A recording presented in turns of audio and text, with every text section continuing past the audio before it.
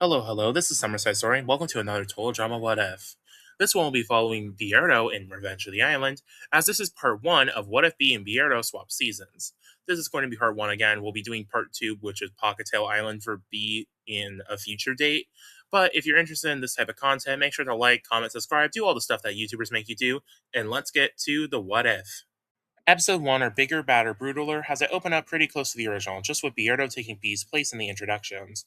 Dawn would try to read Beardo's aura and talk about his social anxiety, but Beardo would just awkwardly slide away, making trombone noises from Dawn, as he feels pretty shy and is particularly called out by Dawn talking about his social anxiety of all things.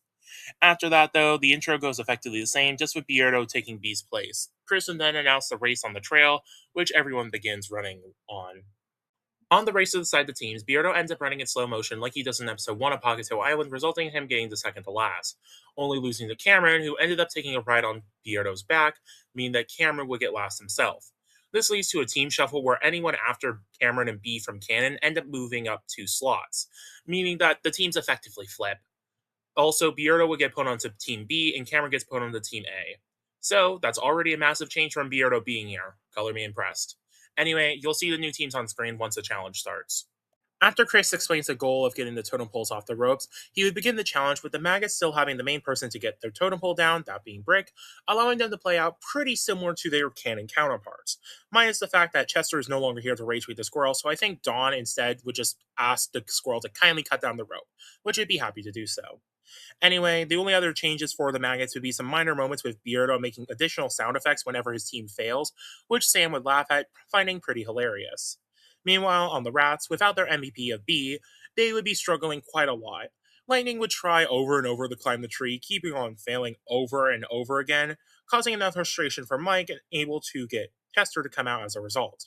Eventually, though, I think Cameron would be able to figure out what B did in the original, as Cameron is generally as smart as B most of the time, so he'd be able to do it. Though I think it would take him a little bit longer. After that, though, Scott would note Cameron as a problem in the future, and the two teams would head down the water, with the Maggots having a slightly bigger lead than the original. On the log ride, both teams would be having a pretty rough time, but thanks to no one being able to tell their team to lean forward, the mutant maggots are able to keep their lead and end up crashing into the would-be luxury cabin thanks to their lack of aerodynamics, destroying it as a result. So they end up picking the bad one and leading to them winning like the original. But it's less unfair as they would actually arrive first, so the maggots win because their cabin is the only one left standing rule wouldn't matter because again, the cabin gets destroyed, then they pick the bad cabin. Also, thanks to that time delay, the rat totem ends up exploding while they're riding it, leading to a massive wipeout before the vote. For the vote, it's Stacy. Need I say more?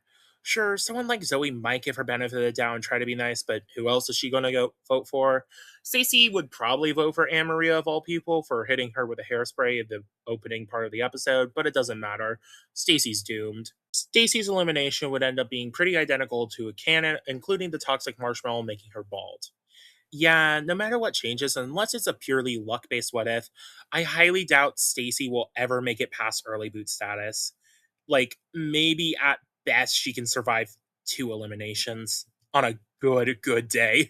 Episode 2, or True for Laser Shark, opens up with the cabins with the original interactions on the girls' sides, flipping for each team, as the rats are now on the maggot side and vice versa. Though for the guys' cabins, because there's actual different teams, they would be pretty different now. Scott's back from his usual excursion for looking for the immunity idol, as Cameron's now the one to see him enter into the cabin, as he was awake canonically, but Cameron, being pretty shy, wouldn't ask any questions to Scott, so Scott's able to get away without anyone questioning him. Or you could say Scott free. Meanwhile, on the maggots, Sam and Beardo would be messing around and bonding a good bit as Beardo ends up opening up a touch to Sam, talking to him properly for the first time. It's a minor sentence, but hey, it's a start. Sam would be enjoying Beardo's company either way, though, and outside of that and some small things in the morning, everything goes the same before the challenge. The first question for the first part of the challenge is originally for the rats, and that stays the same, but since this was originally a Sam question, it would now get swapped to a Mike question, as he's the only one with a secret that I know about, that being his MPD, and I feel like Chris is the type of person to try to expose that early for the sake of drama. Anyway, the entire team asks what the heck MPD is, with Cameron properly explaining it, but Mike is obviously not going to admit that because he's far too nervous and it's far too early. This leads to his team getting dunked and Scott grabbing the shark tooth by accident as he gets eaten by Fang, leading to the chaos happening much earlier than canon, with everyone complaining about the challenge, saying it's too dangerous, with Chris cutting it off way earlier than he does in the original, deciding to give both teams a punishment for the next part, which leaves everyone relieved, particularly Mike. Okay, for the second part of the challenge, there's no clear way for me to tell why anyone goes the direction or placement they do in canon. So I'm just went with the rule of if they were in a spot in canon that is no longer being covered or not covered by any of their teammates, they are going to be there still. And if they're not, then they will just be randomized, which only meant was two people, so they just got swapped. So Anne-Marie and Dawn just end up swapping places. Yeah. Anyway, on to the challenge. After everyone gets into position, which is shown on screen, the race would start with Lightning getting accidentally booted, allowing Dawn to be able to take the lead, passing the maggot to Brick. But since Brick repeatedly slams his face into a wall, the rats are able to catch up pretty easily, with Anne Maria be able to do the second leg of the race without much issue, thanks to her hair acting like a hard hat like it does in episode 3. That allows for her to pass the thing to Zoe, and Brick to eventually pass the thing to Scott, which allows the third leg to go pretty much the same as canon on both sides, just with Zoe eventually asking Scott for the rat, meaning that he stalls for slightly less time. Not that it matters too much, as Zoe wouldn't want to disturb Scott petting the rat because she's nice, so it would not be a significant amount of time. Moving on to the fourth leg, Zoe would have a bit of a lead as she tries to hop across the platforms, though she ends up falling where the beavers are, costing her a good bit of time thanks to her getting mauled. Though Beardo is actually able to pass quite easily thanks to them being distracted by Zoe, and him be able to make certain animal noises to distract the beavers long enough for him to get away. This would allow him to actually make up some time, and Sam would call Beardo's idea pretty sick, as he gets the maggot from Beardo, allowing them to have a pretty nice lead over the rats. Sam would then cross the balls like he does in the original, and is able to actually hand the maggot to Dakota quite easily, thanks to the maggot not being able to run off like the rat does in canon. It would save him a good bit of time, however, Dakota still wastes a whole load of time thanks to the paparazzi, because, she's vain. After that, though, Mike would activate Svetlana and hand the final rat to Cameron, where he calculates the airspeed thing that he tries to do in canon, but he got distracted by the maggot. This time, though, the maggot doesn't distract him because he has the rat, which didn't seem to bite people. So he would actually be able to take the swing from a calculative approach and allow him to win the challenge, which the team would celebrate, and Scott would quietly grumble about winning, as the maggots goes a vote. For the vote, Joe would try to lead a charge against Dakota, with Sam trying to defend her because of his crush. With Beardo being friends with Sam, would also try to defend Dakota, but he ends up muttering something really stupid and makes the situation a whole lot worse, making Dakota look even worse and better as an option to vote. This makes Don, Brick, and Joe easily vote for Dakota, but I also see Dakota, Sam, and Beardo voting for Joe, which would lead to a tiebreaker between Joe and Dakota. Will I ever get a tiebreaker? What if without a tiebreaker? Who knows, honestly. The tiebreaker would be based off the basically unused challenge of the episode, where the two have to admit embarrassing secrets back and forth until one person cannot say a secret and lose. This would pretty much lead to Joe easily winning, as she mainly just cares about victory and is willing to admit anything, while Dakota is way too vain to admit even the most basic of secret. Anyway, again, long story short, Joe easily wins as Dakota loses. Dakota's elimination ends up going pretty much identical to canon, meaning that she'll also have the same plot of her coming back in the next episode to turn into an intern, as I have no reason to believe that would change. Wow, the power of rich parents really gets you places, huh? Or buys you into places. Whatever. Episode 3, or Ice Ice Baby, opens up with everyone eating in the cafeteria, and on the maggot side of the cafeteria, Joe would be pretty annoyed at Beardo and Sam for trying to save Dawn last episode, pointing out how Joe and Brick are the only reason why the team is even going to win challenges, so they need to back off of her. Both of the guys would be trying to awkwardly explain why they voted for her, but Joe wouldn't be having any of it and get up in their face to yell at them. This leads to the team being sort of divided into two, with Joe and Brick on one side and Beardo and Sam on the other. Dawn is forced to play the middle woman, trying to get Joe to calm down, but it's not working that well.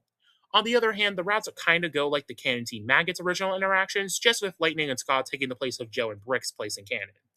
Though, after hearing about the MPD, last challenge, Cameron would quickly realize that Mike has to be the person with it, as it's the only one that makes sense because he's seen multiple personalities from him.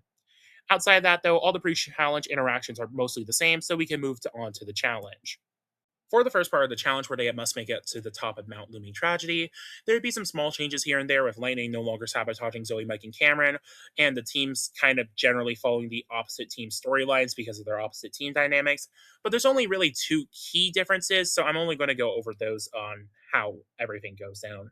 One, with no bee being around, there's no cheat code up the mountain for the rats to use. And two, because Joe and Anne-Marie are on opposite teams, Joe would no longer taunt Anne-Marie to go up the mountain, so that means she just wouldn't, leading to the rats losing the challenge. This would get them pretty pissed because, they got all their other teammates up before the maggots did, particularly Lightning because he hates losing, but Scott would smile, seeing Anne-Marie as useful for his schemes. After that, we head to the Snow Fort Challenge where the maggots pick the Snow Castle for pretty obvious reasons, as no one's throwing. So after that, Chris would try to fully explain the challenge and tell each team to elect a captain before sounding alarm to officially start it. Joe would be the captain for the Maggots like she was in the original, putting Beardo and Sam on offense while putting herself, Brick, and Dawn on defense. This is mainly to protect Brick or Dawn from flipping on Joe, which is why she would split the team up like this, even if she probably thinks they're going to lose because of it. It's mainly to protect Joe's safety, not to win. Meanwhile, Scott would call to be his captain on his team like he does in the original, putting Lightning, Zoe, and Mike on offense while putting himself and Maria and Cameron on defense. But with that decided, we can truly begin the challenge, or fully explain what's going to actually happen.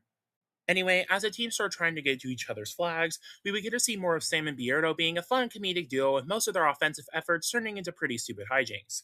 Meanwhile, on the defensive end, though, Scott would be trying to work with Anne-Maria, as with her basically doing nothing, Anne-Maria is the perfect person for Scott to use for his schemes of throwing challenges.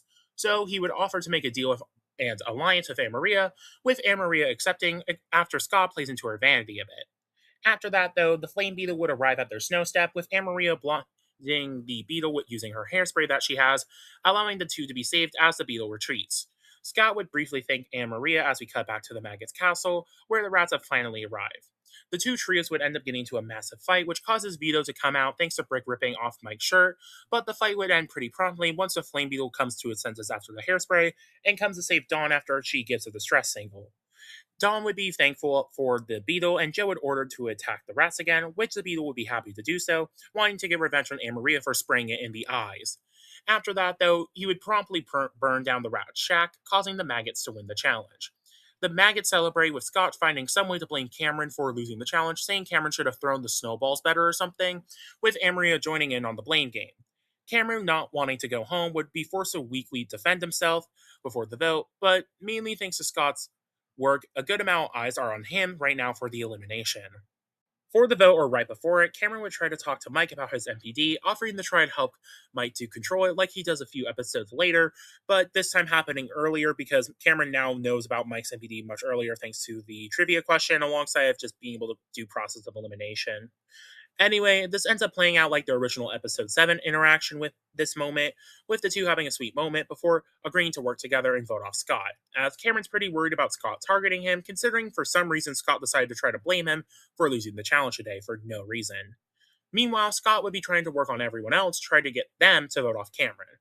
This would work on Anne Maria, as it's not her, so why should she care? And would also work on Zoe, as with her being more on the naive side and not talking to Cameron, there's no reason for her to not vote for Cameron. Lightning, though, didn't see Cameron do anything wrong, so we vote for Anne Maria, being mad about her not doing anything. Although that's not enough to save Cameron, so he's going home. Cameron would take his exit as Mike is pretty upset about Cameron being not able to help him out with his disorder, but Cameron wished Mike good luck anyway and try to give Mike some advice about his MPD before he gets hurled. Scott would then snicker after Cameron is eliminated, talking about how in confessional it was pretty easy to eliminate Cameron, their MVP, and he had to put basically no effort in. Though it's good that he's gone because Cameron likely would have caught on to him pretty quickly. Though, with Mike likely voting for him, Scott still needs to keep watch. Episode 4 of Finders Creepers opens up at night with Dakota alerting the cast to where Chris is, where he explains the challenge of going through the forest at night to do a scavenger hunt.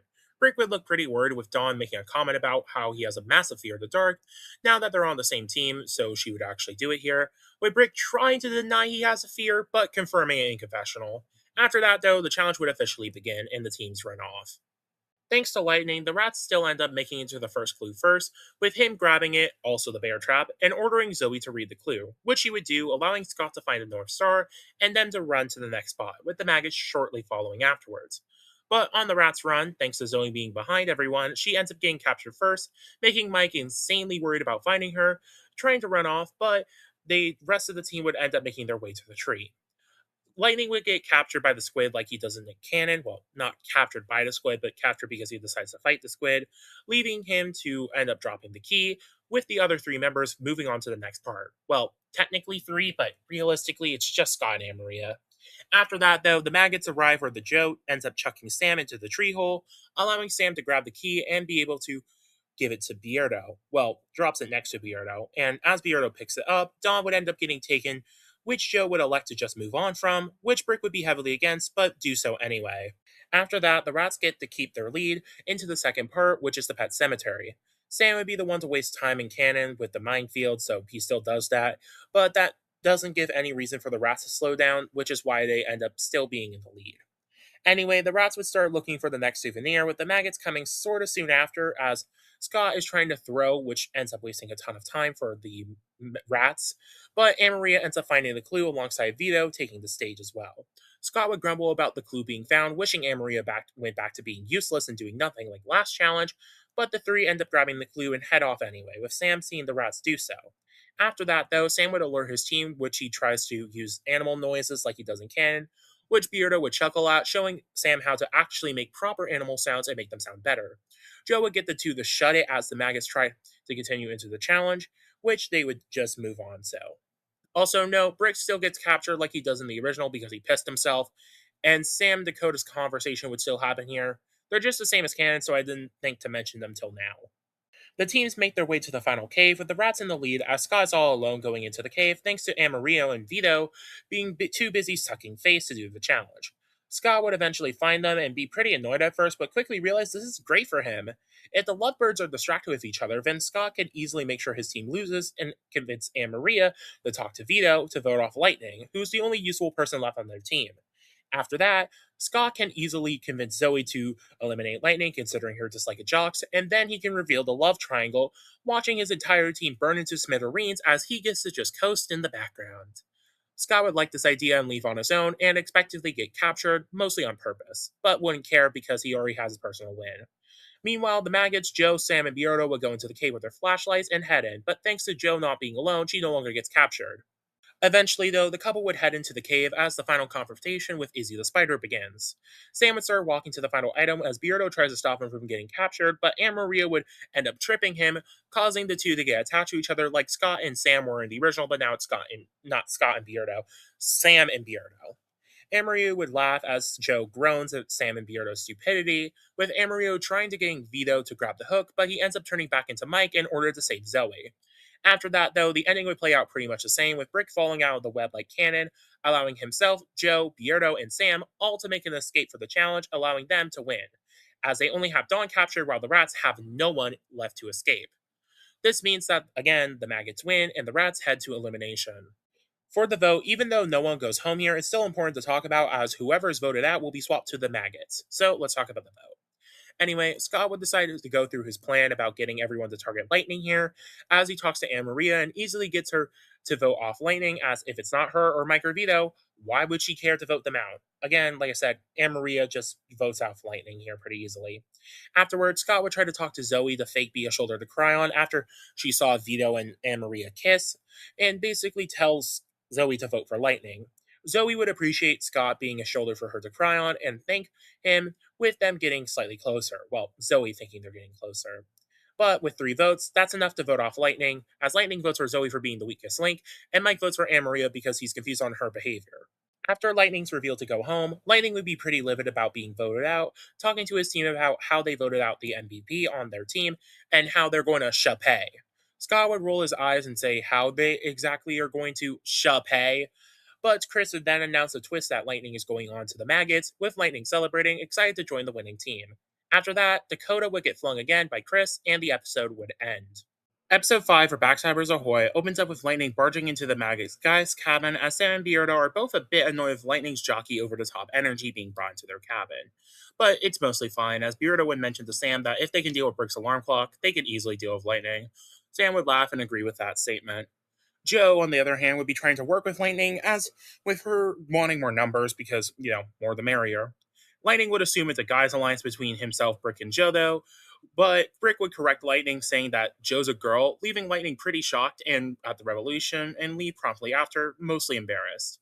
This would make Joe roll her eyes at Brick and tell Brick nice work sarcastically, saying how Lightning could easily work with the other side now because of that, and they should have used his stupidity.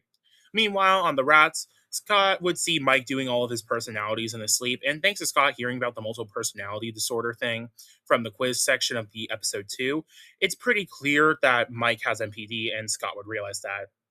It's something he could use as leverage for later, which he would start planning by stealing everyone's stuff like he does in the canon episode in order to frame Mike using one of his personalities as a base for how Mike could be guilty, making up a shitty criminal persona that went to juvie called Mal or something. After that, though, there's nothing else important besides a few minor interactions, so let's head to the challenge.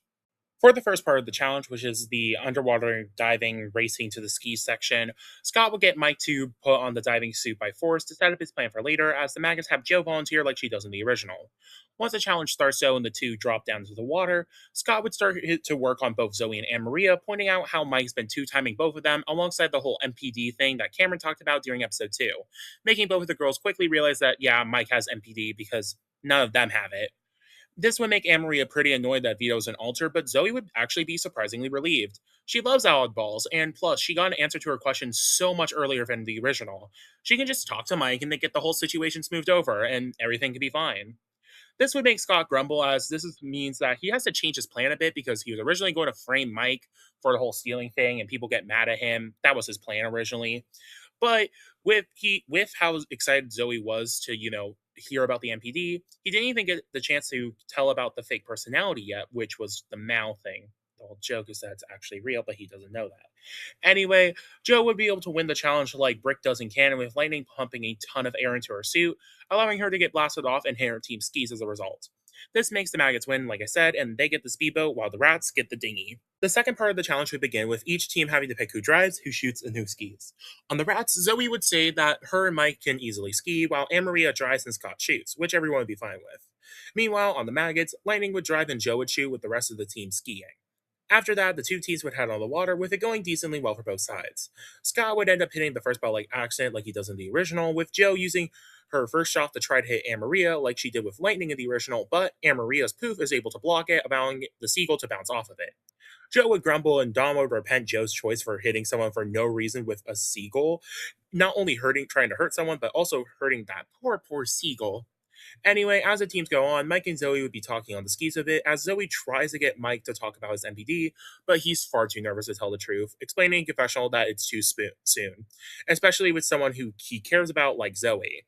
For the next buoy, thanks to Amaria not being passed out, she's able to drive pretty handily to the next spot. But since Scott is trying to intentionally throw, he would try to fake his shot, but since his gun gets jammed, it leads to the machine blowing up thanks to their suckier boat, i.e., the dinghy. And Maria would be pretty annoyed at this, but Scott was celebrating confessional, seeing this as the perfect excuse to lose a challenge without it being Scott's fault. Anyway, Joe's then able to use her second shot to hit the buoy, making it 1-1 for each team.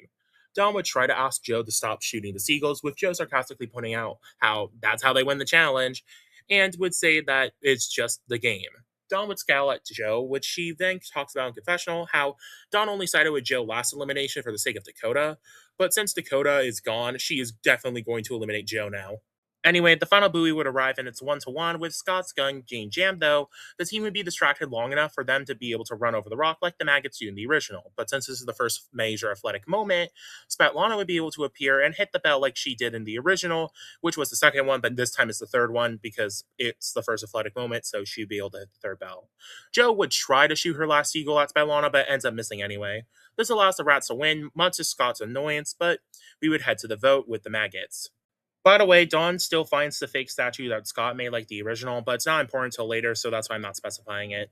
Just know it still happens. For the vote, 4 out of the 6 votes are pretty set, as Brick and Joe vote for Sam for being the weakest link, as Beardo's voice is somewhat useful in challenges, so they would prioritize him over Sam. And even if Brick isn't the biggest fan of Joe right now, he does agree that they need to vote the people who are setting the team back, not someone like Joe who's a strong player. Meanwhile, Sam and Beardo would end up voting for Joe thanks to her general bossy attitude and kind of failing today's challenge. With those 4 votes pretty clear, it's up to Dawn and Lightning to decide who goes home. Dawn would end up voting for Joe after her malicious act of her shooting the seagulls without a single care in the world and actively trying to hit other people, which Dawn would find distasteful and malicious. Lightning would also join in on this vote thanks to her screwing the challenge up today, alongside of him being a bit embarrassed about not realizing that, Joe is a woman. I also think Dawn could convince Lightning, so even if he's on the fence, Dawn would be able to submit it and basically confirm that Lightning's voting for Joe. Joe would be pretty pissed about being voted off, saying how she was the team leader, but most people wouldn't really care. She would take her elimination pretty bitterly, calling her team stupid as she gets hurled. But before that happens, there would be a brief moment between Brick and Joe about like team leader and that type of stuff, with Joe saying that she's going to need to lead that team because they are a team of failures, and Brick is probably going to go home next if they lose, setting the idea in Brick's mind for later. Episode 6, The Runaway Model, opens up with Zoe and Anne Maria together talking about Mike in the bathroom. Anne Maria would be confused on why Zoe wants to deal with Mike now, considering that her man is stuck with a ton of freaks, but Zoe would just say that it's just a fun part about him and she likes oddballs. Anne Maria would roll her eyes and coat her hair in hairspray, annoyed that she still can't use her hairbrush thanks to it still being stolen from last episode. Moving to the Rock guys, though, Scott would try to start working on Mike, trying to manipulate him, saying that Zoe's trying to coax out his MPD so she can use it to her advantage, basically just manipulating her as this mastermind type. Mike would slightly doubt it, but would be worried that because, it feels like everyone knows about his MPD now. Did Cameron spill the secret or something? He would at least consider that, but realize it's not likely the case. Meanwhile, on the maggot side, Brick would be going on his morning run alone, a little bit sad that Joe isn't here to compete with him, and would also kind of start thinking about what Joe said during her elimination episode, as Brick, even though he's likely going to be the team leader, is likely on the bottom of the team, so would start trying to pair up with Lightning to make sure that he doesn't go home, which Lightning would agree, saying that they're the only real men on their team, quote unquote. Meanwhile, Beardo and Sam would be shouting outside the cabin like they've been doing for the past few episodes as Dawn would actually approach and join them. They all would be chatting for a bit, with Beardo clearing up his awkwardness with Dawn from the first episode, saying that he was just kind of socially awkward, but now he's comfortable with everyone. Dawn would understand, and the three would just chat until the challenge begins. We go to the challenge where each team has to dress up an animal and walk it down the catwalk, where it'll be scored by Chris, Chef, and Lindsay. Firstly, the maggots would effectively take the place of the original rats, besides Dawn being present to help tame the Sasquatch and making consent to wearing the outfit, meaning they're not forced to use the fashion duffel bag that Brick comes up with. The rats, on the other hand, would follow the original maggot path, besides a key change of Scott siding with Amaria's look, as he wants to lose and thinks it looks pretty awful, at least in his eyes. And Mike's eyes, and Zoe's eyes, even though she wouldn't say it, and anyone who actually has eyes. That's a joke, FYI. Anyway, when it's time to be judged, the Magus would be up first with their gorilla, who would walk out rather calmly compared to Cannon, as Sam would introduce the ensemble, but Dakota would make a comment about how the horizontal stripes make the Sasquatch look fat, like the original. After that, the camera people would come and try to take pictures of the Sasquatch, with Dawn trying to block them and stop them from taking pictures, but despite her best efforts, the Sasquatch ends up still getting pissed and kidnapping Lindsay, leaving to the weird mountain island that he goes to in Cannon, before the second team can even be scored. And Maria would scoff about how they were so gonna win, but Zoe would have a confessional later on saying that she highly doubted that and that maybe this is a better chance for them to win. On the way to rescue Lindsay, Zoe would try to talk to Mike this time about his whole MPD thing once again, with Mike avoiding it like usual, which is pretty frustrating for Zoe as it kinda has been something he's been avoiding, which is pretty obvious. But it makes Mike think about what Scott told him about Zoe this episode and that it might be true. Meanwhile, Sam would be having his usual video game withdrawal like he does in the canon episode, which Beardo would be pretty concerned about considering how close they are, but he can't really do anything about it, so they just continue traveling to Boney Island. Once the teams reach the shore, Scott would decide to start working on Dawn as he thinks she's easy pickings to work on in the future. So Scott would walk over to Dawn and perform his charade like he does with Zoe and Cannon, but it would go a bit different thanks to it being Dawn that he's doing it instead of Zoe. So instead of focusing on what Scott is saying right now and that Dawn is clearly knowing that he's lying through his teeth, she would actually talk about how Scott's is trauma in the past, and it ironically turned into a therapy like session where Scott's fake emotions and acting actually turns real as he starts legitimately crying. After this comedic but pretty sweet moment, Scott would have a confessional, changing his mind about working with Dawn, saying that she needs to go as soon as possible because she knows too much. They would finally make it to where Lindsay is captured, and the challenge would begin with Lightning starting off by grabbing Dawn and Brick in order to make an all-off offense idea, which would go just the same as Cannon, just maybe slightly worse, but who knows. After that, though, Sam would start doing his Donkey Kong themed shenanigans and going up the hill because Donkey Kong. I don't know. Sam is just weird sometimes. Anyway, this causes Chester to come out thanks to him getting super far ahead, and for Chester to chuck Amario's hairspray to the top of the mountain, making her pretty annoyed and have to chase to go grab it. This would lead to Sam and Maria running up the hill, with Sam being in the lead thanks to the head start he got because of time differential. But eventually gets drained in the air of the power up, allowing Amaria to catch up and actually get to the top first. Looking like she might just win, but Amaria would get distracted by her hairspray and get chucked down the mountain by the Sasquatch as a result. After that, Beardo would make then an invincibility power up sound as a reference to Super Mario, allowing Sam to be able to feel invincible and take down the Sasquatch, allowing him to win the challenge by saving Lindsay. The maggots would celebrate, and Dakota would comment on Sam like she did in the original, as the rats would head to the vote. For the vote, Anne Maria would be pissed at Mike for what Chester did and would plan to vote him out, much to Scott's annoyance, but luckily he already has a plan. He would finally pull out all the stolen items he's been accumulating for the past few episodes and then proceed to frame all of them on Zoe because this time he would see Mike's MPD as something easy to exploit and Anne Maria as someone so useless that she will be a non factor as a threat in the future. So Zoe's basically his only choice. Anyway, after he does this, everyone would be pretty pissed besides Dawn, who can tell Zoe is innocent. So Dawn would try to defend Zoe from all the backlash she's getting from stealing stuff, but most people believe that it was Zoe anyway and would walk off annoyed. Anyway, after this, Mike would come back in confessional, going back and forth in his mind on who to vote. There's no way Zoe took everyone's stuff, right? I mean, she's so nice and caring, but at the same time, all the stuff that Scott said, and ugh, why do things have to be so difficult? Mike would end up deciding to, instead of voting for Zoe, to vote for Anne Maria for costing the challenge. But with Zoe voting for Scott and Anne Maria voting for Zoe, Zoe is going home. I also just want to note Dawn would have tried giving Zoe her invincibility statue, but since it was fake, it basically gets flushed and be deemed useless because, yeah. So that's just extra salt in the wound. Zoe would sadly walk to the hurl of shame, upset her total trauma journey ended so early, as Mike comes up running up to her and wants to get some confirmation if Zoe would have manipulated him if Mike confessed his MPD to her. Zoe would state that, of course she wouldn't. What gave him that idea? Mike would bring up how Scott was trying to say some stuff, and they would turn to see him whistling, making it pretty clear he was being a manipulative bitch. The two would make plans to see each other after the show, and Mike would give Zoe the necklace that he does in canon, but this time it's because of Zoe's exit instead of his exit. And the two would talk about their feelings as they're about to kiss, but Zoe would get flunked by Chris just because Chris wants a cock block. The thing is, the episode isn't over yet, as Chris would make each team volunteer their strongest members, which Scott does for the Rats, like Cannon, and Lightning would be egocentric and volunteer for the Maggots. This would lead to Scott and Lightning switching teams, and although Scott doesn't have a big reaction, Lightning would be pretty annoyed about being attached to his old team of losers again, which he would openly express, with Anne-Maria snapping back at Lightning for the comment about her being useless. Anyway, after that, the episode officially ends. Episode 7, or as a mine is a terrible thing to waste, we open up with the Rats as Lightning is training outside with Mike being pretty close by. Lightning would talk about how they have Useless and Maria on their team, so they need to put in overtime to make sure they can win a challenge. Mike would half agree with what Lightning's saying, not really paying attention as he's just kind of missing Zoe right now from last elimination. Meanwhile, Anne Maria would be having the time of her life in the girls' side because she's all by herself. And this would be doing an extreme makeover with a bird choking on all the hairspray she's using after it flies in. Panning to the Maggots, it's just mainly Scott adjusting to the new team, with Brick running down the rules for his team and Scott trying to think of some sort of way to get rid of Dawn, thanks to their interaction in the previous episode. But outside of that, not much else happens, so we can just move on to the challenge. After everyone's taken to the mines, Chris would explain the challenge alongside the lovely fact that he put Dakotas in the mines for an insane amount of time, which Sam would be super worried about, and thanks to his video game delusion still going on because it didn't stop after episode 6, he decides to go, quote, save the princess, i.e., try to run off to find her, but Chef is going to stop him anyway, so it doesn't really matter. Anyway, Chris would start the challenge, and everyone would head into the mines afterwards. The challenge would start off with Lightning being in the lead and celebrating, causing a cave in like he does in the original, crushing all the maggots, and Anne Maria heavily complaining about her hair being messed up, which Lightning would scoff at.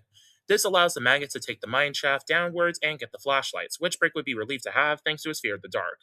Anyway, after that, this would leave the rats with the fireflies and having to shimmy down like the rats did in Cannon, but they wouldn't lose their light source because Brick isn't here to drop it, meaning that they can save a bit of the time at the beginning that they lost because they had to get their light source originally. Anyway, the teams would start traveling inside the mines, with the maggots going right thanks to Scott wanting to go right, as the rats would go left thanks to Manitoba, because he would find the hat like he does in the original. Each of the one of the teams would reach a split path, but it would lead to another moment where the maggots take the original rat storyline and the rats take the original maggot plot. Though, with the toxic rats, there's a key difference here thanks to Mike, Lightning, and Anne Maria, all being a team of 3 instead of a team of 6 or 5. I forgot how many they had. Instead, meaning that they can all take the front car, meaning after the crash they don't get separated, and meaning that Anne Maria no longer gets taken by feral Ezekiel, which will be very important later. Anyway, the teams would start traveling along their paths, and it's pretty standard eventually with all the maggots ending up getting kidnapped by the gophers, like the rats do in the original, as Dawn would try to figure out why they're doing this, as she realizes they have to have a leader of sort, and no gopher to her knowledge should be doing what the mutant gophers are doing. So that's a weird occurrence. After the maggots got captured, the final act would begin with Dawn half taking Anne Maria's original place as the person who Pharaoh Ezekiel keeps trying to give gifts to. But Dawn wouldn't really care about the gifts and instead more care about Ezekiel's poor state and making sure that if Pharaoh Ezekiel isn't, going to die. The team would be somewhat annoyed about her lack of focus, but eventually the rats would arrive into the cave and Brick would try to get the maggots out of the gophers' mouths, but end up failing like he does in the original. Beardo, though, would actually have an idea and use his vocal skills to make a loud enough sound so the gophers would end up scattering, releasing everyone on the team. After a brief thinking from Beardo would then tell Sam to grab the quote legendary item, feeding into Sam's gamer delusion to the team's advantage and allowing Sam to snatch a statue pretty quickly. But this is just a bit after Lightning grabbed his, so both of the teams have the statue at the same time. Anyway, with both teams having their statues, it'd be a race to the minecarts to see who ends up winning the challenge. But everyone would have to drop their bomb bags first, which Don would be pretty pissed about happening. Lightning and Sam would then start running to the minecarts, with Pharaoh Ezekiel being pretty close to attacking Lightning, but Don would stop him and make sure that Pharaoh Ezekiel instead focuses on escaping with the rest of the cast in the minecarts. She would also make sure that the mutant gophers end up not, getting exploded as well, so making sure that they get directed to a different location as well. That means with no one having to deal with Pharaoh Ezekiel or the mutant gophers, like aggressively, it allows everyone to travel to the minecarts pretty safely, and they would all beginning to ride out. But as they are leaving, Scott, in an attempt to sabotage his team, would decide to take the statue from the delusional Sam and chuck it out of the cart, allowing the rats to win as they technically don't have their statue anymore. Well, the maggots don't have their statue anymore. Scott would then use his chance to blame Sam as well for the loss, with the rats celebrating as Dawn's upset about what happened, not because they lost, because she doesn't really care, but because Chris decided to force them to drop bombs on innocent gophers. It doesn't matter though, so the maggots would be forced to head to a vote anyway. For the vote, Brick would go up to Scott and talk about how they kind of need to get rid of Sam as he's been in gamer delusion for the past few days, and it's probably just best for Sam to go home and, see his games again, like some crack addict. Scott would begrudgingly agree, as although he would like to get rid of Dawn, she didn't do anything wrong in the challenge that he can pin her on, so there's no reason for anyone else to vote for Dawn, so he would just decide to vote for Sam instead and hopefully get rid of Dawn later. Anyway, this would lead to Scott going over to Beardo and Dawn and make them talk to them and, make sure they vote for Sam as well.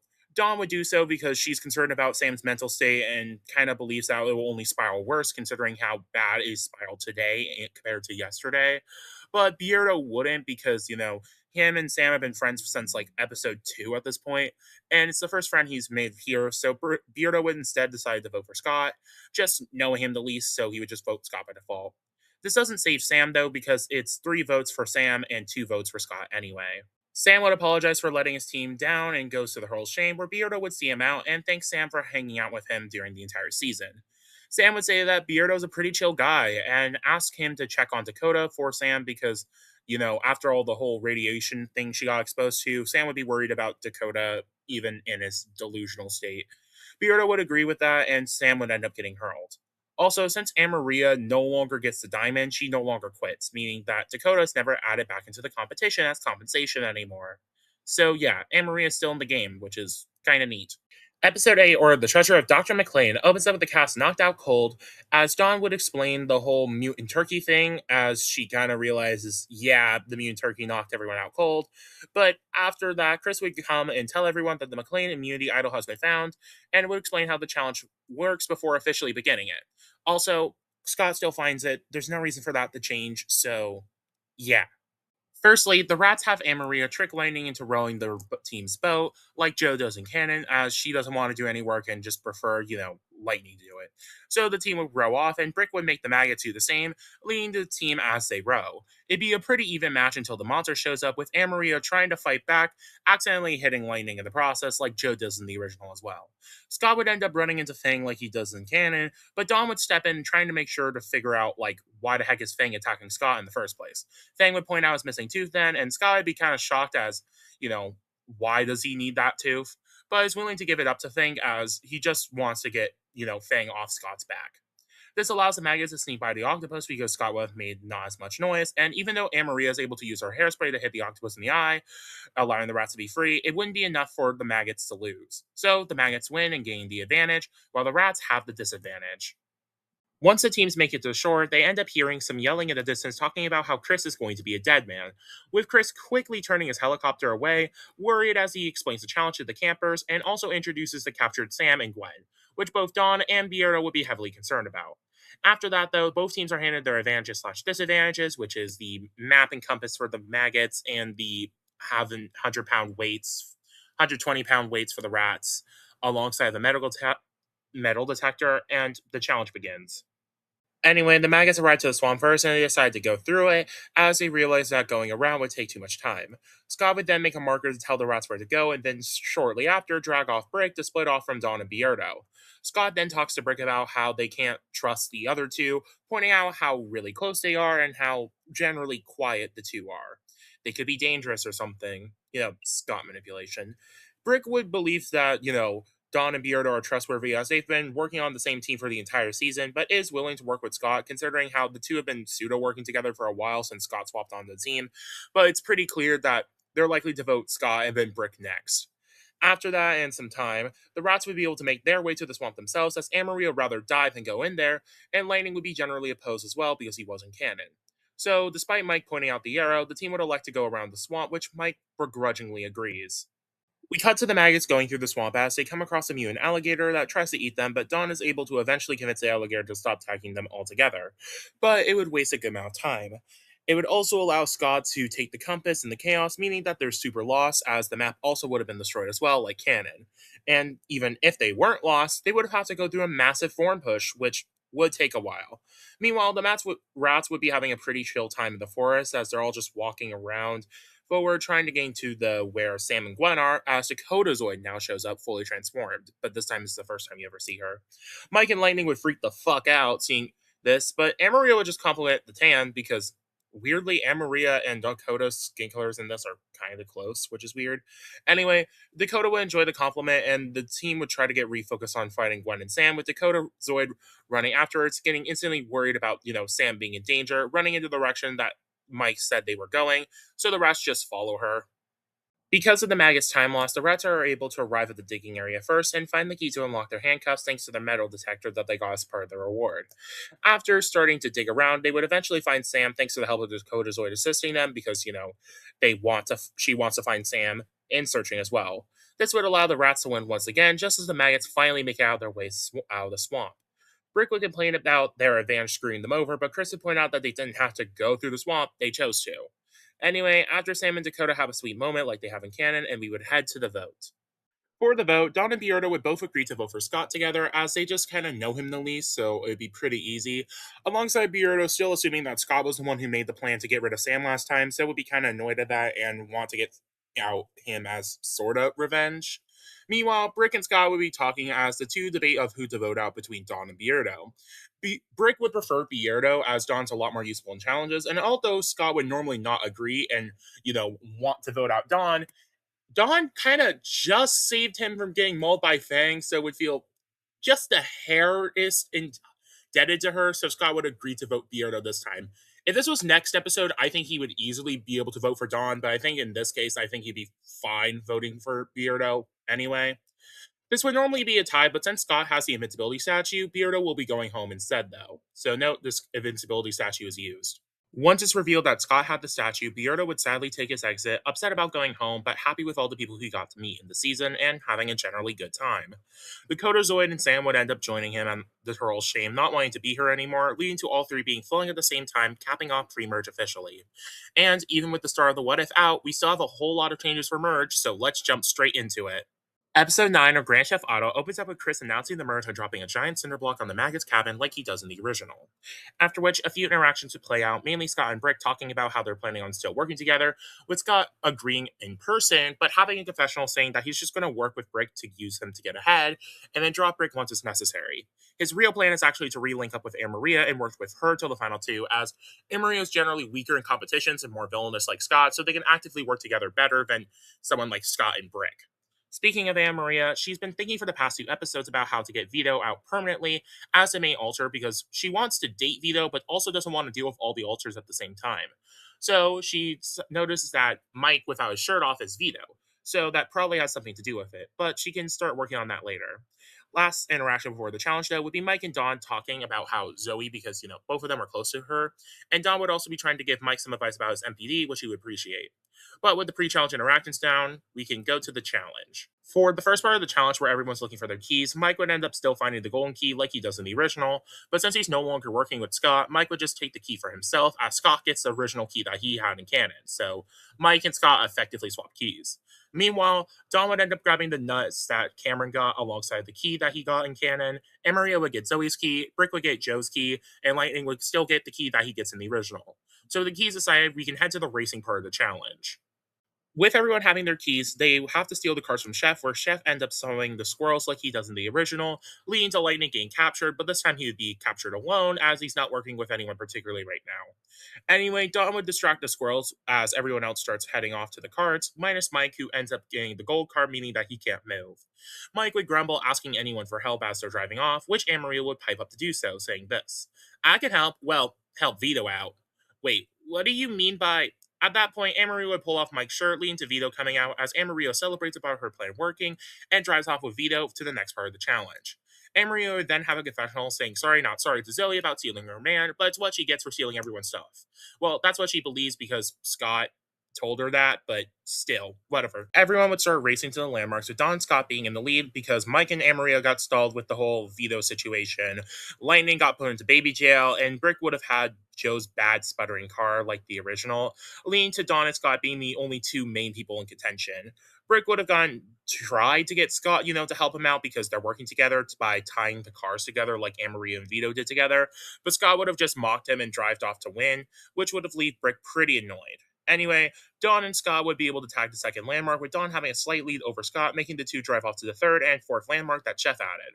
This would happen around the same time Vito and Amaria finally get to the second landmark and start tagging it themselves, as Brick helps out Lightning get him out of the case that Chef put Lightning in the original, using his boot to distract Fang because of its bad smell, and allowing Lightning to bust open the bars like he does in canon. The reason why Brick would do this, by the way, is because of his whole no man left behind policy. Anyway, Lightning would thank Brick and the two would drive off together. Lightning's cart, because Brick is car is kind of useless, so Brick can get rid of Scott as revenge for mocking him. Dawn and Scott ride their way to the next landmark and start climbing up the totem pole, where Scott trying to talk to Dawn about who she's planning to get rid of if she wins. Dawn would say that she guesses Amaria as she just knows her the least, but Scott doesn't like that answer, preferring threats like Lightning or Brick to be eliminated. So when Dawn gets close to the top about the third spot, Scott would chuck his spray can at her, so Dawn ends up falling, and Scott would then spray his tag, technically winning the challenge, but he doesn't know that, so he would head his way to the final landmark, quote unquote. After that, Dawn would fall, leading to her flinging Amaria and Vito to the top of the totem pole, allowing them the two to tag it together. As Dawn would question why Vito's out to Amaria, Amaria would then say that she's just trying to get rid of the meddling Mike so that, they can be in a relationship together, and would openly plan to burn all of Mike's shirts after the challenge is over so Mike can be Vito full time. Vito would celebrate the idea as the two drive off, but Dawn's trying to follow is trying to stop Amaria in panic. As the campers head to Mount Chrismore, Scott would make it first and chuckle about how he's going to have an easy win, just as Amaria and Vito are able to come from behind thanks to Amaria's reckless driving. But because of said reckless driving, the two would end up crashing into the mountain, leading to Mike slash Vito being knocked out. Amaria would be worried for Vito, trying to call out his name, which would lead to the Mike fighting for his whole multiple personality disorder thing for control, like happens in the original, but this time instead of it being about Zoe, he's more annoyed about Amaria trying to take over his body for Vito's sake.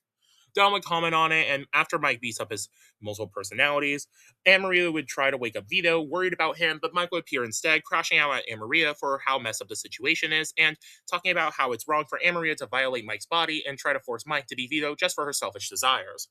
Amaria would scoff, saying that he doesn't get what true love is, but Mike would counter, talking about how he had Zoe, who was willing to accept Mike for who he is, while Amaria is only willing to accept Vito.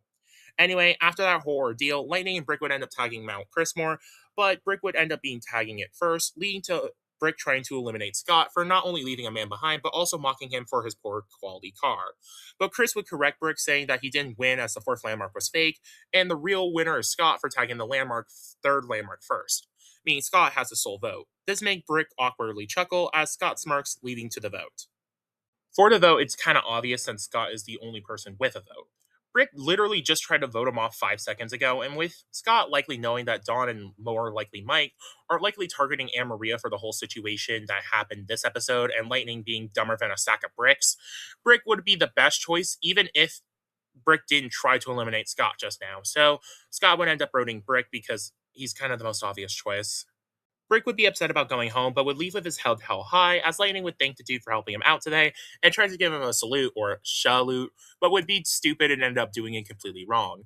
Brick would chuckle about how it's a bit wrong, but would salute back anyway and would get hurled as a result, leaving Brick in sixth place.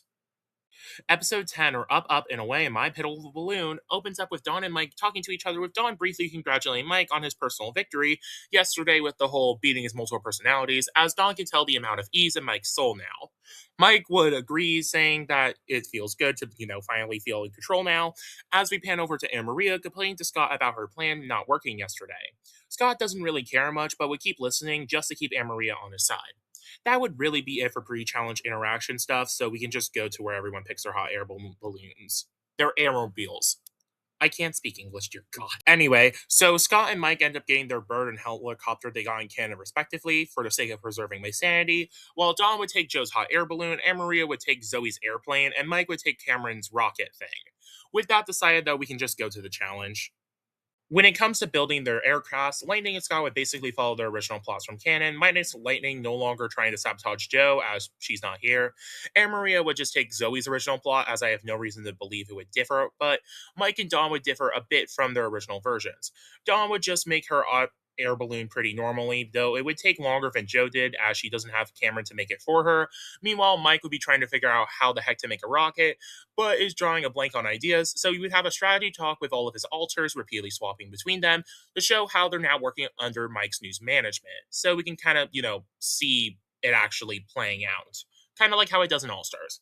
He eventually would find the same thing that Cameron does in Canada, and Mike would start working on it, but would take a while considering Mike is not as smart as Cameron. Anyway, as for who wins, since Zoe's plane was pretty easy to be made and Amaria has no reason to make it any slower, I believe Amaria would win the challenge and gain the smoke machine as a result. After Heather hijacks the Zeppelin, Chris would change the challenge to stop the Zeppelin and give the kids Go eggs as ammo, which John would find unnecessarily cruel and not want to use the Go eggs, so wouldn't grab them. Anyway, everyone would get into the air with Scott sabotaging Dawn as he ascends, with Dawn being pretty mad about it for him doing so, as everyone continues into the challenge, trying to stop Heather until the goats come, which Dawn would try to calm down, but wouldn't work as the goats just want their eggs back and she doesn't have any eggs, so she can't really do anything. Anyway, Amaria's plane would end up breaking like Zoe's did in the original, allowing Amaria to take control of the goats, as the aggressive action of Zoe pulling on the horns is something I totally see Amaria doing, so I think it would just kind of go the same. This would allow Amaria to attack Mike for not letting her have veto, which would cause Mike's rocket to go completely out of control, and Dawn would call out the unfair play, but Amaria wouldn't really care, so would use her smoke machine on Dawn, which she would still have on hand, causing Dawn's heat source to intensify too much, burning the silk and leaving Dawn's hot air balloon to come crashing down as well. Amaria would laugh and mock the two losers, and after which, Lightning would end up crashing into the Zeppelin like he does in canon, and the ending would mostly play out identical to canon. Besides Mike being the one to crash into the Zeppelin now, because, his rocket's still out of control like Cameron's was, so there's no reason for that to change, and that allows Mike to score immunity. For the vote, Scott and Amaria would both agree to vote out Dawn, because Scott would tell Amaria about Dawn wanting her out, which she would believe because Amaria's a little stupid. While Mike and Dawn would end up landing on voting Amaria over Scott, as the whole veto thing, Mike would rather not deal with that possibly happening again, with Amaria deciding to try to kidnap his body again. And Dawn would also agree, pointing out her sabotage this episode. This would leave Lightning as a swing vote, and considering how Lightning generally dislikes Amaria thanks to their pre-merge interactions, and kinda likes Dawn for helping him out a few times with, not choking on a cockroach, I think it's pretty reasonable to say that Lightning votes for Amaria, leading to her going home. Anne Maria would be livid about being voted out, promising to both Mike and Dawn that she's going to make them pay for eliminating her, particularly Mike for ruining things with Anne Maria and Vito. She would then get dragged off by Chef promptly and get hurled, leading us to our final four of Scott, Lightning, Dawn, and Mike. Only two changes. Huh. Kinda weird. Episode 11, or Eat, Puke, and Be Wary, opens up with Mike and Dawn celebrating getting Amaria out last episode, with Dawn then talking about how they need to get rid of Scott next, with Scott catching the two like he caught Zoe and Cameron in the original. Scott would then try to catch Dawn and try to make a deal to get rid of Lightning, but Dawn would just say no way and walk off like Zoe did in the original. After that, the pre-challenge mostly plays out the same, with just Mike taking Cameron's role and Dawn taking Zoe's role effectively, with Mike trying to ask Lightning about being in an alliance, which he fake agrees to. Well, not fake agrees, he's just unaware, and Zoe and Dawn just walking off. Before the challenge, though, with Scott and Fang's rivalry technically ending a few episodes ago, I decided that instead of Chris getting launched into toilet sinks with one of Scott's snares, it would be instead because of the interns wanted to get revenge on Chris, so they flamed Chris into the washroom and blame it on the contestants, which makes Chris greenlight Chef's challenge out of anger. For the cook-off challenge, Lightning would follow his canon counterpart to a T, as I have no reason to believe that would change, while Dawn decides to make something vegan as she doesn't want to hurt any of the animals, ending up with the alive salad like Zoe does in canon. Well, this time it's not alive, as she would tell what plants are alive or not, but still, she makes a salad. Mike would end up making a charcuterie board of sorts as his dish because it represents his MPD, as there's a little bit of many things all in one dish, like Mike. Lastly would be Scott, who would make an omelet without Cameron's keys as inspiration, but would turn out just as green as his original dish did anyway. Scott would also try to sabotage Dawn like he does Zoe in the original, but would fail because Dawn can tell what poison ivy looks like because she lives in a forest. So her general experience of plants allows her to be able to tell what poison ivy looks like, which means that Scott's sabotage fails. Even though the food isn't as disgusting as canon, DJ would still refuse to eat it, and Chef would change the rules to make the contestants eat what they make.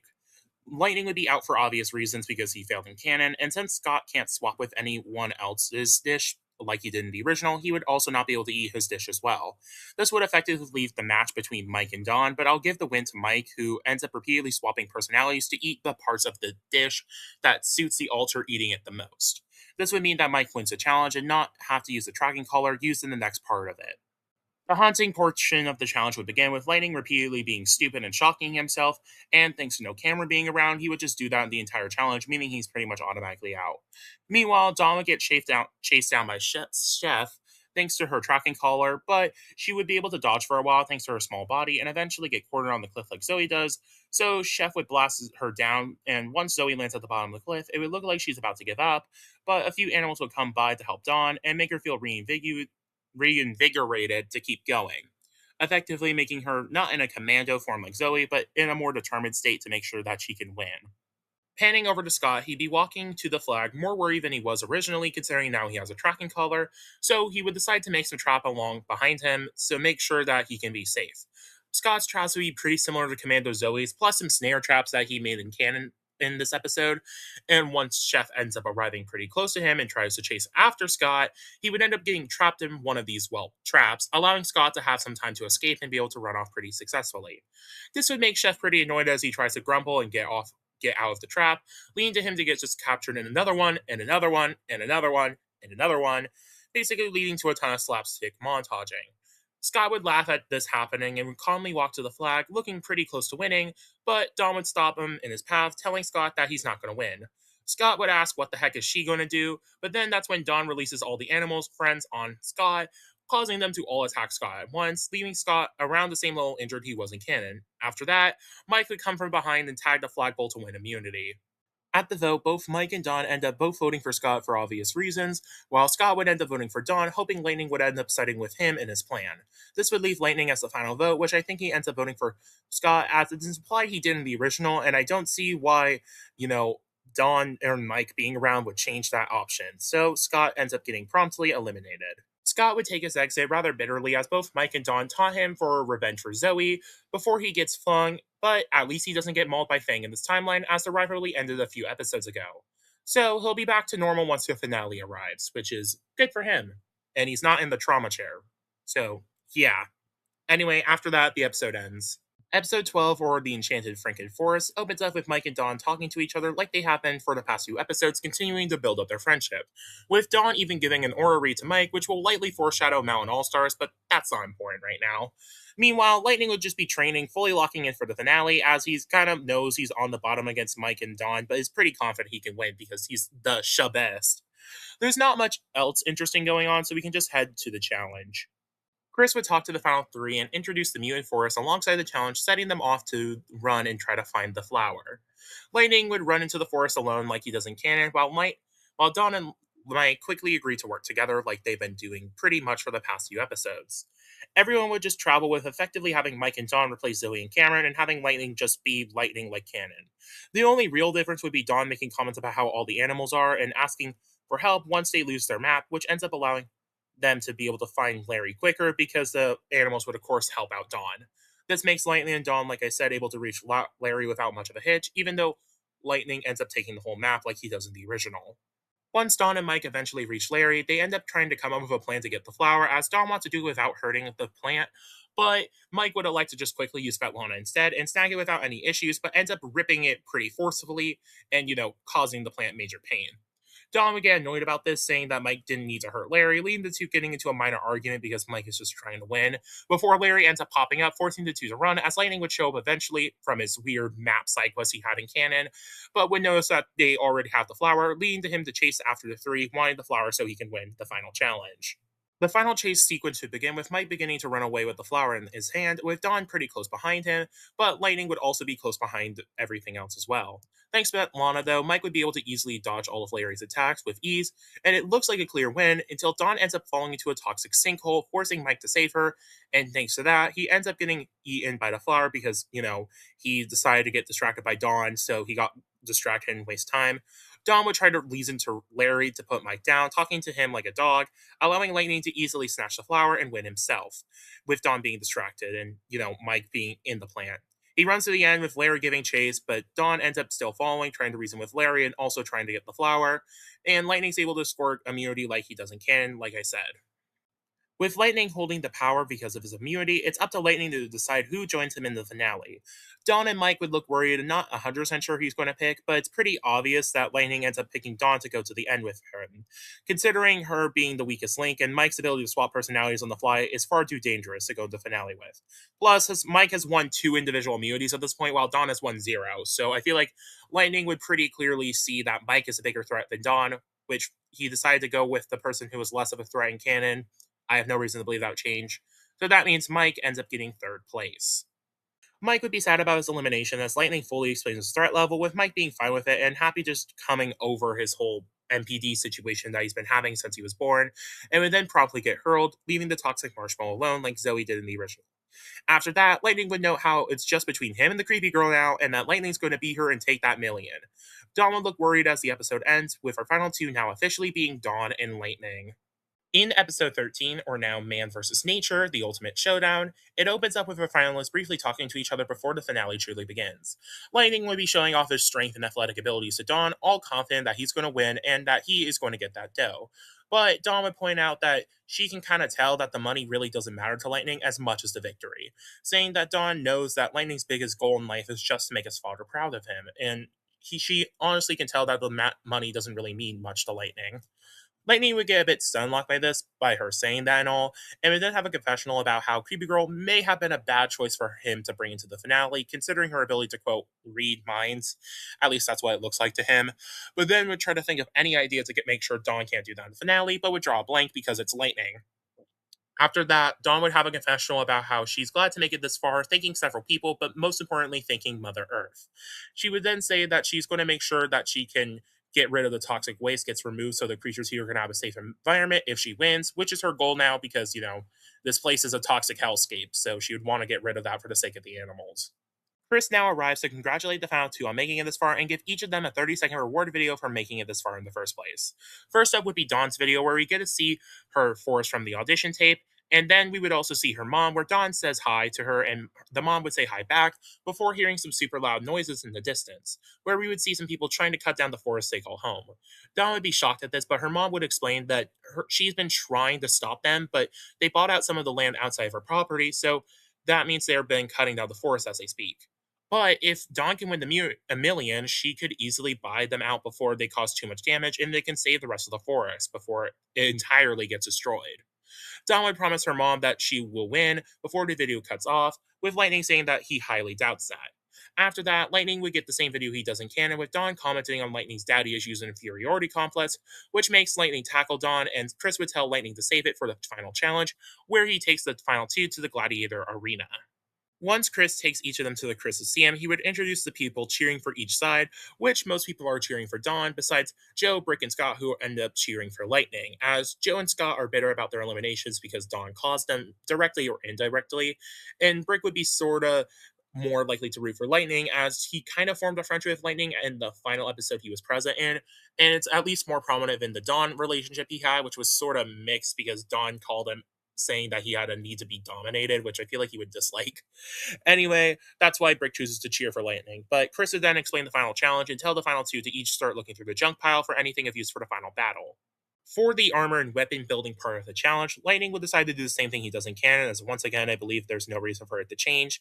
And Dawn would decide to make a much more nimble styled outfit for herself, as Dawn's plan to beat Lightning is to stay far away and make sure that Lightning gets tired out before Lightning can beat her, so she can easily take down Lightning. As a result, she would make a bow and arrow with a kind of mild sheet metal style armor set with a small thing of sheet metal for close range attacks, making her kind of look like a fantasy elf, which she kind of already does, so it just kind of enhanced that look for her. The fight starts with Lightning being all confident, saying he has the advantage to Dawn, saying confidently to her that she can't read Latinus now no more because he got a pothead to protect him. Well, what's it meant to pretend for? Don would be confused by why Lightning wanted mind reading protection, but would just shrug, going with it. As Lightning starts to approach Dawn, but she'd be able to dodge his hit pretty well and allow her to gain some distance to shoot an arrow at Lightning, but it would just bounce off his armor. After that, Chris would summon the mutant cockroach, but since it's the same one that Dawn tamed a few episodes back in episode 4, it would attack Lightning, which Lightning would call rigged, and he'd be able to fight off briefly until Dawn would call it off, wanting to make sure the fight is fair. Chris would then get annoyed and try to summon something else, but the result would go the same with Dawn just asking it to leave and taming it pretty promptly. This would get Chris really annoyed and start spamming the button, trying to find something for Dawn to not be able to tame, but it would cause all the animals to be able to be summoned at once, kind of like how it was in the original, causing mass chaos. As the chaos ensues from all the mutants attacking everyone else and running around, Dawn would elect to start saving everyone instead of fighting, while Lightning would just want to fight Dawn and try to run up towards her. This would force Dawn to multitask with saving people while also using some of the animals to distract Lightning so she can keep doing so. After she finally saves the last person, though, Lightning would finally come up to her and start attacking her, allowing Dawn to be pinned for a little bit, with Dawn calling the animals to help her, which would decide the alternate endings.